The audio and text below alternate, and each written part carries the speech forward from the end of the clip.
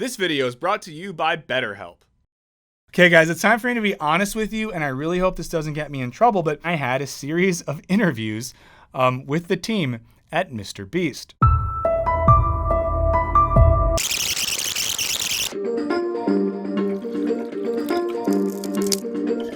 Okay, unless you've recently been to a dentist, you probably haven't read Time magazine in a while. But they recently put out an article on YouTube's perennial MVP, MrBeast. Now in it, they explore the massive scale and success of his operation and then look at the human price of that success. And while it might be fun to dunk on the guy that makes videos like this, and every day you live here, I will give you $10,000 in a grocery cart. That's wild, dude. Let's go. Well, I'll give it to you in 24 hours. Oh, okay. This article hits on some of the bigger issues with creating content on this platform, which hits home with us because it's a matter of our very livelihoods. We also found ourselves wondering, when folks like MrBeast commit themselves so fully to a platform run on inhumane metrics and standards, do they also risk sacrificing some of their own humanity, and potentially that of their viewers or video subjects? Now, this is interesting to me at a personal level because honestly, there are days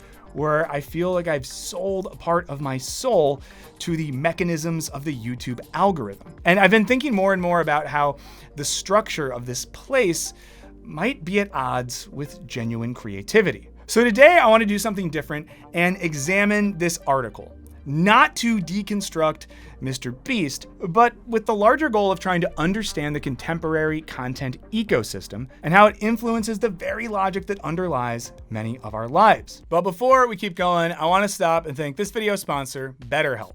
If you've ever experienced anxiety or depression or just felt really overwhelmed, BetterHelp is a resource that can help you feel better. And as many of you know, I've talked about my struggles with mental health, and going to therapy has helped me a lot, both in terms of dealing with depression, dealing with, ADHD.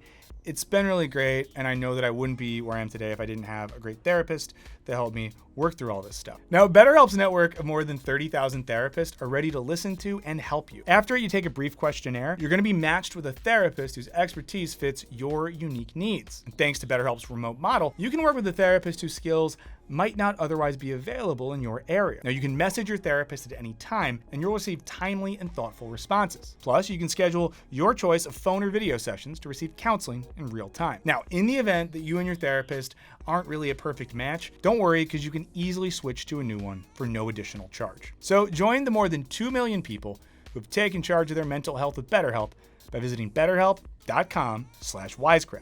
Or you can just click the link in the video description. When you do, you're going to get 10% off your first month. That's betterhelp.com/wisecrack. And now, let's get back to the show. Now, for those of you who've never watched a MrBeast video or don't know who that is, hello, fellow old millennials. I too grew up watching Ren and Stimpy. Hey, Stimpy, you forgot my toast. Toast! But what you do need to know is that his videos get 50 million views or more in 24 hours, which, as the Time article points out, is 20 times the number of people who watched the Succession finale and more than twice as many people as saw Barbie or Oppenheimer during opening weekend. If you're still unimpressed by this, know that his most popular video has been viewed 500 million times. So, in other words, more people are watching MrBeast than most of your favorite movies, TV shows, and YouTube channels all combined. And he attracts this following by creating videos that honestly sound like they were conceived by a group of 15-year-olds who stole some laughing gas from a local dentist. Take this video, which they've been promoting on Twitter recently, where he puts 100 people, ages 1 through 100, in glass cubes, ostensibly to determine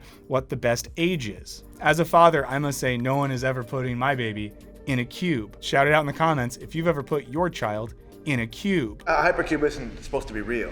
It's just a theoretical construct. The person who lasts the longest wins $500,000 because you always win $500,000 in these videos. And you have stuff like this. I'm a big family guy. Hopefully pay off my sister's student debt. Which just bums me out because why does everyone and every game have to just be there to pay off debt? We made a video on this relative to Squid Game, which is also relevant because MrBeast made a video where they just did Squid Game Why are we not asking larger questions about why every game has to be giving people money because society doesn't give us money? But I'm not gonna lose it. So the scale of what they do is truly immense. No one else on YouTube comes close, and most mainstream media companies would give everything they had to get this sort of attention. They are geniuses at YouTube, which can be confusing for some of us when we look at titles like, I spent 50 hours buried alive, survive 100 days in circle, win $500,000. I paid a real assassin to try to kill me. I filled my brother's house with slime and bought him a new one. Okay, so the Time article articulates the extent of MrBeast, aka Jimmy Donaldson's media dominance. Also in the article, it says that he's 6'4", and that blew my mind.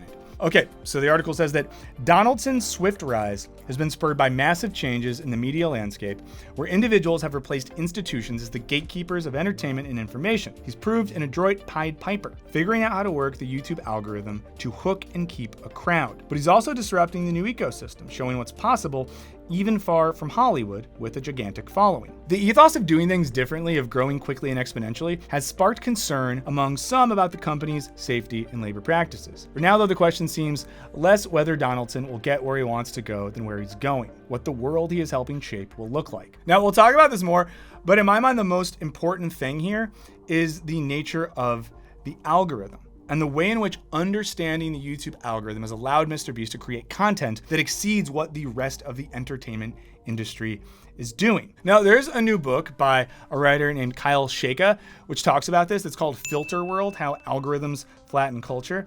If you're into this stuff, check it out, and let us know if you want a longer video on this in the future. But in the book, he writes that algorithmic recommendations dictate genres of culture by rewarding particular tropes with promotion in feeds based on what immediately attracts the most attention. And you all know this, but again, the algorithms that we consume content on, like this one, are giving us stuff because that stuff gets attention, not because it's particularly good or smart or meaningful or anything like that. He goes on to write that the culture that thrives in Filter World tends to be accessible, replicable, participatory, and ambient. It perpetuates sameness even when its artifacts aren't literally the same. It perpetuates itself to the point of boredom. And this is important because a lot of the content that does really well on YouTube, and Shaker writes about this in the book, is passive content. The sort of stuff that we can put on in the background while we're doing something else. I know I do this all the time on YouTube.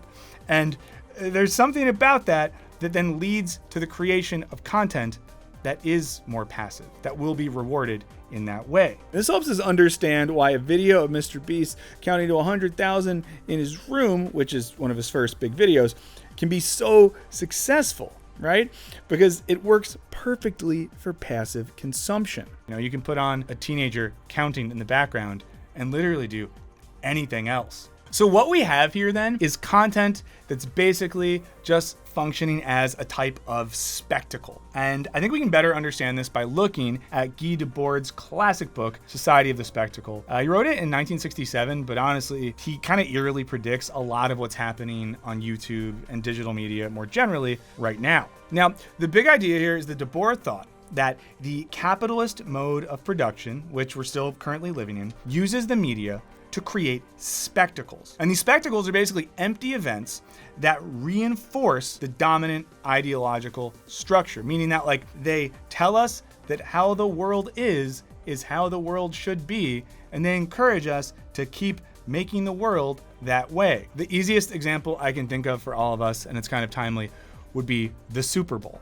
And we'll talk about that more in a second. Now, in the book, he writes this: the spectacle grasped in its totality is both the result and the project of the existing mode of production. It is not a supplement to the real world, an additional decoration. It is the heart of the unrealism of the real society. In all its specific forms, as information or propaganda, as advertisement or direct entertainment consumption, the spectacle is the present model of socially dominant life. The spectacle's form and content are identically the total justification of the existing systems, conditions, and goals. So again, he's saying that massive media spectacle, the stuff that gets our attention, is always going to be linked to a dominant mode of production. And it's going to affirm a lifestyle that works best with that mode of production. So to go back to the Super Bowl, the Super Bowl is doing a couple things. In one sense, it's this sporting event that signifies America, and there's always military and America songs and stuff, and victory, and the quarterback, and the pretty pop singer. But the other thing that's happening is we're watching commercials the whole time, right? We normally talk more about commercials than the game afterwards. So what is this spectacle doing other than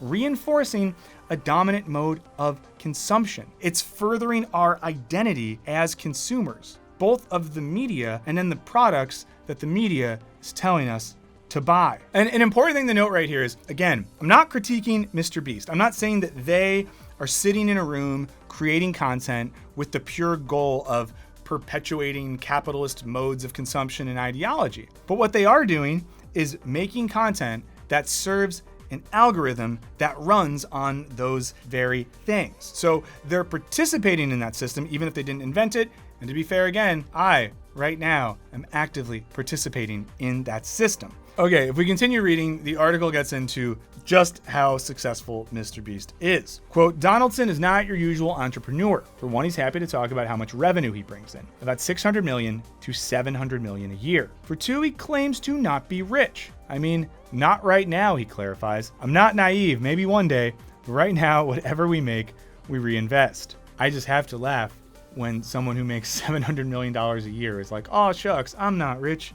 Maybe one day. So it goes on to say, he spends lavishly on every video, sometimes shooting as much as 12,000 hours of footage for a 15-minute clip. Each video does a couple million in ad revenue, a couple million in brand deals, says Donaldson. I've reinvested everything to the point of, you could claim, stupidity, just believing that we would succeed. And it worked out. And to give some perspective here, this is way beyond the money you normally make on YouTube. And sometimes people leave comments asking us how much we make or trying to guess.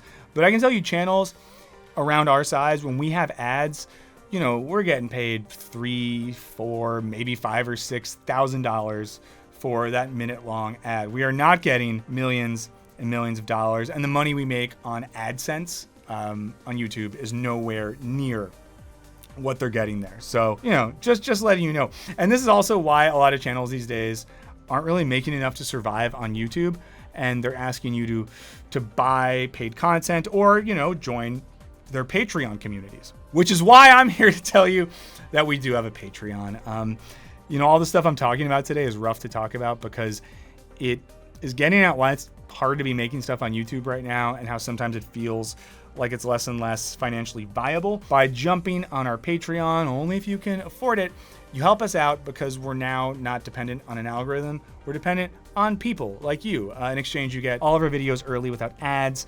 You get extra content like extra videos, podcasts, research from the channel. You get access to scripts. You get to go on our Discord server, all types of stuff. But there's a link in the description. If you want to check it out, you can. Did that feel weird for you? Because it felt weird for me. Now, to get back to money that we'll never make, the article says that Mark Hutzfeld, who moved from LA to run MrBeast's YouTube business, says that given MrBeast's gargantuan audiences, brands pay $2.5 million to $3 million to have Donaldson give them a shout out. To run an ad before one of his videos is about as expensive.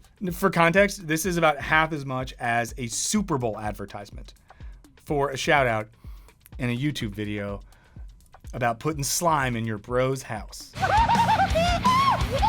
But one thing you start to see, and this comes up in the article and it talks about how much Donaldson and the rest of the team work, is that when we're serving these algorithms and we're serving the interest in making that much money, people start to work like algorithms. They start to have the infinite thirst for production that they get from an algorithm. And this is something that we deal with here at Wisecrack, because to be honest with you all, when we have conversations about what video we're gonna make or what the stream topic is going to be or what our title or thumbnail is going to be, I wish I could tell you that they're all based on what's the most creative, the smartest, the funniest, the most interesting. Sadly, we have to step back and think about what is going to be clickable, what is going to get people the most interested in this thing, what's going to rile up their emotional reactions or something. And we have to think about that stuff because the way that the algorithm works, at least part of how it works, is that the longer people watch a video, which they call retention, the more likely that video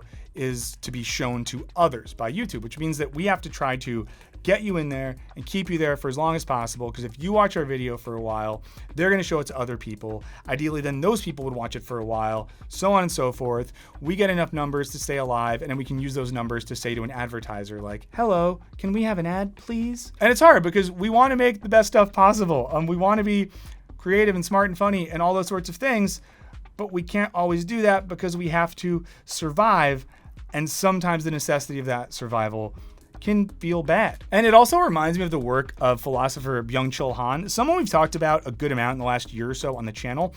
And I'll get into him more a little bit later, but he draws a distinction between what he calls obedience culture and achievement culture. Obedience culture is basically the old school idea that we act a certain way to obey the boss, the government, the king, the priest, whoever it might be. But what we have under neoliberalism is achievement culture, where we work hard and do stuff because we've kind of internalized the boss, the master, the priest, the CEO in our own unconscious. And I think what happens to content creators is we become achievement subjects for this algorithm. We spend so much time thinking about how it works, how you can succeed on it, that you can't help but start internalizing that. You know, I think it gets kind of tricky here because that algorithm isn't human. Its goal isn't to give people good lives and nice time off. It's to produce as much content, to get as much attention, to make as much money as possible. But if you understand that algorithm, oh boy, can you make some money. And that's why MrBeast is truly like the Einstein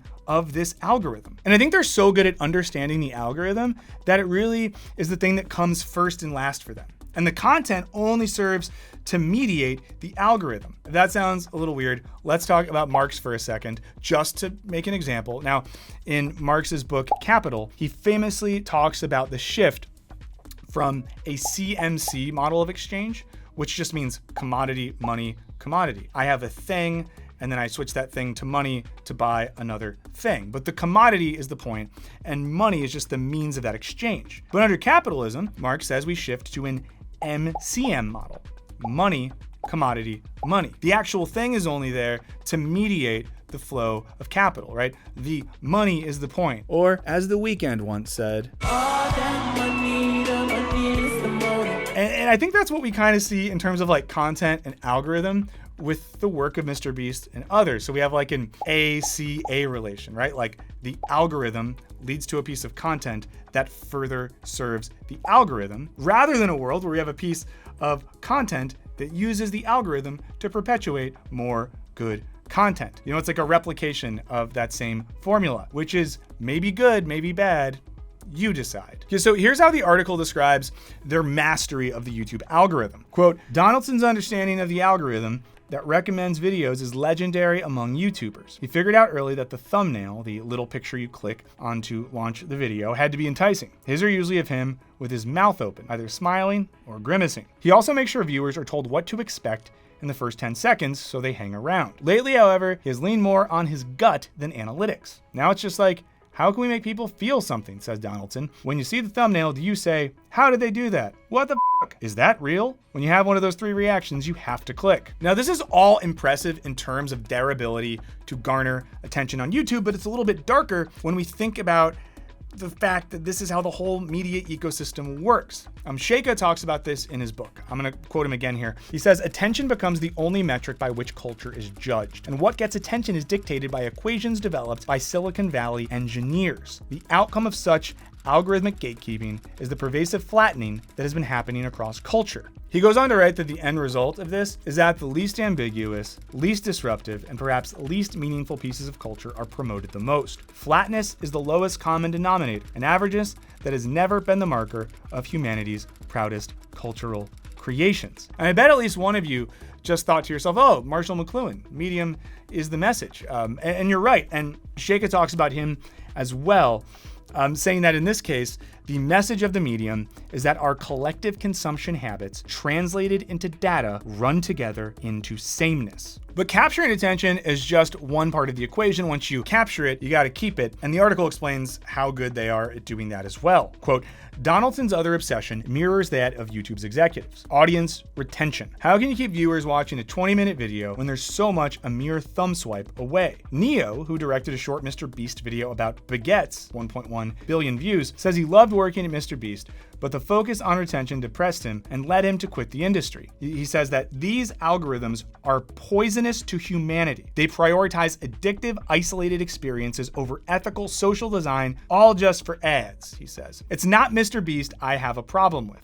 It's platforms which encourage someone like me to study a retention graph so I can make the next video more addicting. At Beast, I did that on steroids. Now, as this director explains, having to create something with the primary goal of audience retention literally feels depressing. And he points out that algorithms that drive this need for retention don't see us as humans, just eyeballs that can absorb isolating digital content for the sake of maybe making more money down the road. And I've said this before, and this director points this out, but again, he says he's not mad at MrBeast, but the platforms themselves, right? Because the platforms are creating the rules of the game, and they're just playing by those rules and winning. And this speaks to larger issues in our social and political climate, because we are living in an era where it feels like ideas and art matter less than attention and integrated advertising. And my buddy Soren Kierkegaard actually wrote about this phenomenon in the mid-19th century, which is very wild, in his essay, The Present Age, which I really recommend. If you want something to read The Present Age by Kierkegaard. Now in that book he writes, a revolutionary age is an age of action. Ours is the age of advertisement and publicity. Nothing ever happens, but there is immediate publicity everywhere.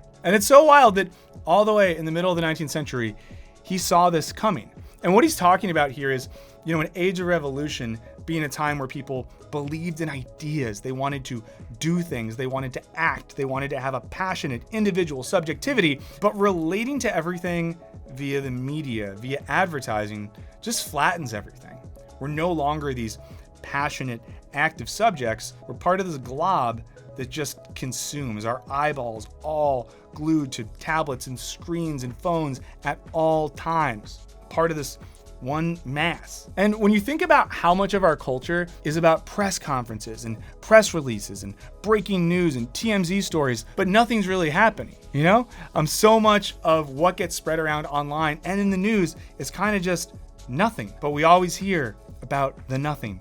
More and more about the nothing. Again, think about De Boer's idea of spectacle here, where the most significant cultural touch points are at bottom meaningless. And of course, we all know that the thing that drives these systems is money, right? And that's why channels like MrBeast reinvest their profits into making bigger videos, doing bigger stunts, and then looking at the analytics so they can make even bigger videos and make more money. Channels like ours do not do that. We try to understand you, our audience, whom we love, in a more granular way, right? So we'll look at a video and say, oh, here's the moment that we lost their attention, what was happening in that video. This is why sometimes, I'll look through comments and see what you all reacted to positively, what you reacted to negatively, and we'll try to incorporate that into future videos because we need a certain number of views to be able to make a certain number of money to be able to justify staying alive, and it's really stressful. This is why you hear about so many YouTube creators who are leaving the platform, and it's a little stressful to feel that way and then also see that, YouTube's annual ad revenues hit $31.5 billion last year. I'm not gonna point a gun at the back of my head anymore and be like, Bluey's red hot right now. I gotta get in there while the getting's good. Now, while Kierkegaard never had to ask himself if his books would sell better if he also made YouTube shorts, he did see what would happen if wealth became the singular motivator for media and our lives. He writes that, in the end, therefore, money will be the one thing people will desire, which is moreover only representative, an abstraction. Nowadays, a young man hardly envies anyone his gifts, his art, the love of a beautiful girl, or his fame. He only envies him his money. Give me money, he will say, and I am saved. And when he says that money becomes the one thing we desire and that it's an abstraction, he's basically saying the thing that is real in our society is the numerical representation of wealth. These days that might look like algorithmic data. So if the algorithmic economy is real, everything else is just the reality presented to us by the dominant system of production. I could do a whole thing here about Lacan's conception of the real and how it relates to how we understand capitalism, but there's only so much monetizable time in a day, so I'm going to save that for my Patreon video series, Philosophy Office Hours, which you could check out if you want. There's a link in the description. That was a shameless plug, but it's honestly that, or we start doing ads for oil and weapons companies. But there's another dangerous side of all of this, right? Because as content creators grow their platforms, they need larger and larger teams to put out more and more content to hit larger and larger metrics. And honestly, the demands of that type of production don't often work well with human decency and a good lifestyle and treating your workers well. And the Time article talks about this in the context of some employees at MrBeast. Quote, newly hired producers are given housing, good salaries, and 3 months in which to prove themselves. Of the dozen former employees Time interviewed, most had no problem with Donaldson, but described a company culture that was toxic with a lot of bullying. People are experiencing enormous amounts of stress. There's a lot of fear that you can be fired at any moment, says Scott Brown, who left to work for a company in LA. And because clear feedback isn't given, it's hard to know whether that's going to happen. Guthrie says he was grateful for the opportunity, but MrBeast was one of the weirdest experiences I've ever been through. A spokesperson for MrBeast says the company has high standards for performance and not everyone is best suited for this work. Rest assured, I don't think there's bullying at Wisecrack. I don't think I'm a bully. I don't think anyone else is. But if any of my coworkers think that I have bullied them, say it to my face. Don't be a coward. You guys are always such a bunch of babies. But even without bullying, it's still stressful to be making content on a platform like this where there is a real fear that if enough videos fail, if we're not able to sell advertising, if we don't hit metrics, that it's all just gonna fall apart. You know, I definitely have had some stressful days, and I'm sure my coworkers have as well. But I digress for now. Now, the article goes on to further quote Brown as he explains, if you can show that you're a real believer in the Beast way of doing things, you're rewarded. The Beast way is to go hard, say people who have worked there, and not push back. You can get there faster if you do not give as much value to compassion and professionalism, adds Brown. Husvet, president of MrBeast, declined to comment on personnel issues except to credit the recruiting team with creating a culture where you have to want to work hard to be here. Okay guys, it's time for me to be honest with you, and I really hope this doesn't get me in trouble, but I know something about this recruiting team because about a year ago they reached out to me to ask me to apply to a production job at MrBeast. And partly out of morbid curiosity, partly because I thought if I got an offer, I could maybe leverage it to get more money here, I said yes, and I had a series of interviews with the team at MrBeast. And while my first call with a recruiter was actually really pleasant, and he sold me on why it's good to move to a small town in North Carolina, and they pay you good money, and they give you a house, and you have like a 3-month test, the next 2 calls were not fun at all. And they kind of just quizzed me in the wildest ways possible. My first interview, they said something like, okay, if in 24 hours you had to drive a train through a brick wall, what would you do? Go. And I was just like, I make videos about philosophy things. I would call the brick store and say, how much are bricks, sir? How much for a brick wall, sir? Then I guess I'd call Amtrak and say, I need a train. I just kind of like fumbled around a bit. And they were like, I'm gonna stop you right there. Can I tell you where you went wrong? And I was like, sure. And they were like, the first thing you should have said is, why? Why do we need a train? And why does it need to go through a brick wall? Let me also add that in that first interview, the interviewer had active COVID and they sounded horrible the whole time. The second call was more of the same. I got quizzed a bunch on really insane scenarios and then told why I was doing such a bad job at it. It felt really weird. And on the second interview, I even said like, you guys reached out to me. I have a set of experience doing certain things, and that is not even what you are asking me about. What is happening here? And then they ghosted me. I never heard from them again. Sadly, I had to stay here doing this, and I didn't get to move to small town, North Carolina, to work 15-hour days and have 25-year-olds scream at me. And you know, this was a big loss for the internet because it means that you never got to see MrBeast make a video called I peed out of the poop hole and pooped out of the pee hole for 2 weeks. See what happened next. Killing my own dad for $500,000. Large bus versus sad dog. I put 9 Snickers up my butt. That's it. That's the whole video. Shark versus Gwyneth Paltrow. Ostrich versus Gwyneth Paltrow. Gwyneth Paltrow versus Gwyneth Paltrow. I think those descriptions of what it's like to work at MrBeast show what happens when we mix the logic of the spectacle, as outlined by DeBoer, with this notion of the achievement subject outlined by Byung-Chul Han. And they work together in a way that isn't great for humans. Because what they do is let us feel like we're hustling hard to do great things and we're doing it all freely, but we're doing it all within the dominant logic of a system that just wants infinite growth. Here's something that Byung-Chul Han writes. He says, thus the achievement subject gives itself over to compulsive freedom, that is to the free constraint of maximizing achievement. Excess work and performance escalate into auto-exploitation. And that auto-exploitation is really crucial because we feel like we are free when we're hustling and we're maximizing productivity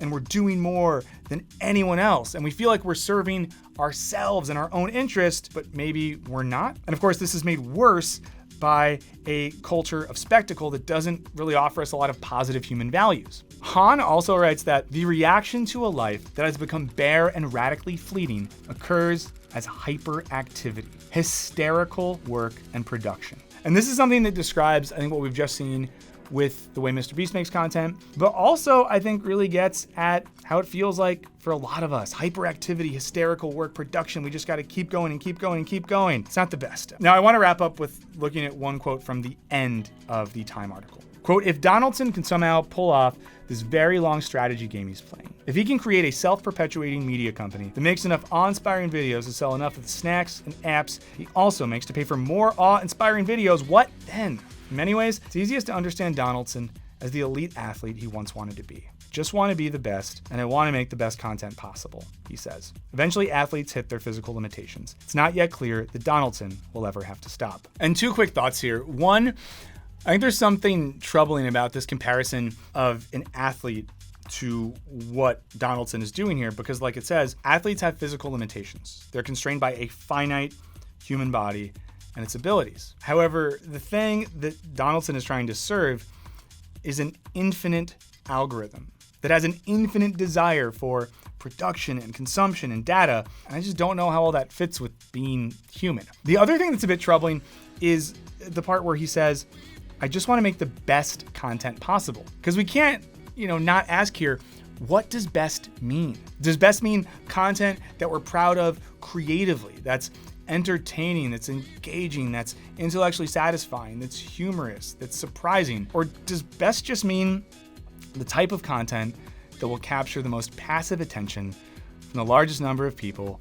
which can garner the most amount of money from corporations and allow me to then turn that audience into a bunch of consumers for my own products so that I can keep making more and more money? Let me know which one you think it is in the comments. And thank you so much for hanging out for this one. If we've, kept your attention this long, I really appreciate it. This was trying something new out for us. So do let me know what you think. As I've said before, I really appreciate you all being here. Like we talked about in this video, your attention, your engagement means so much to us. And I hope that we're giving you something that's not just passive and empty spectacle. I hope we're making things that help you think and feel and all that sort of stuff. Thank you so much for your comments. I read most of them. I really appreciate it. We do have our Patreon. If you're interested in joining, there's a link in the description. But know that just by being here and subscribing, liking, sharing our videos, you're helping us stay afloat in a really tough media economy. So know that from the bottom of my heart, I really, really appreciate it. In the meantime, I'm gonna go do a thing where I lock myself in a closet for 49 and a half hours with just 1 graham cracker and an angry rat to see what happens. So hopefully I'll see you next time.